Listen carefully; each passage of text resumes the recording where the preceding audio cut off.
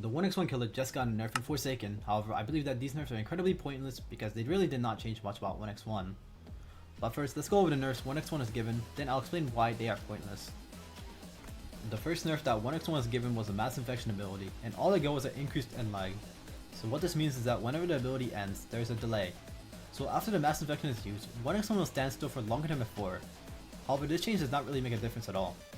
The issue with mass infection was if you can land your hits, it's way too punching for the survivor. It deals 35 damage and 43 with poison, and if you land close it can do over 70. Not only that, it even has a 14-second cooldown, which is literally 3 times as fast as Jason's Gashing Moon ability, or 33% faster than Cool Kid's Walk Speed Override, which all deal around the same damage. Meaning you can just spam 1x1's mass infection more often. The survivor is also forced to walk in specific directions, losing his distance against 1x1, and he can do this every 14 seconds. But it's not even that hard to hit the mass infection as well. It has a large hitbox, so if you're close to a survivor, it's pretty easy to land. The mass infection still needs a bigger nerf since it's still overpowered. The second nerf 1x1 got was to the entanglement ability. So basically its end lag was slightly increased like the mass infection, and after the entanglement stun ends, the survivor now gains speed 1 for 1.25 seconds. Again, this is also a really small nerf. You can easily get an extra hit whenever you land entanglement thanks to the speed 2 it gets for 3 seconds, meaning you can do 38 damage. It also has a very fast cooldown of 18 seconds, which for a ranged ability is really good. The entanglement isn't even that hard to land a hit on, since the sound isn't even that loud and the projectile travels fast. The most OP part about this ability is if you're closer to a survivor and you land entanglement, you can really just do mass infection up close and take away their entire health, which is just so brain dead.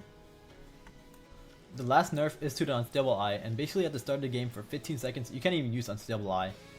And I'll be honest, this is the most useless nerf I've ever seen. This ability is still free speed, and it's not like you're going to use unstable eye in the first 15 seconds of the match either way. Unless maybe you're on a straight map where you can just use entanglement on people doing generators. But why even use the generator if you can hear the sound of 1x1 doing unstable eye?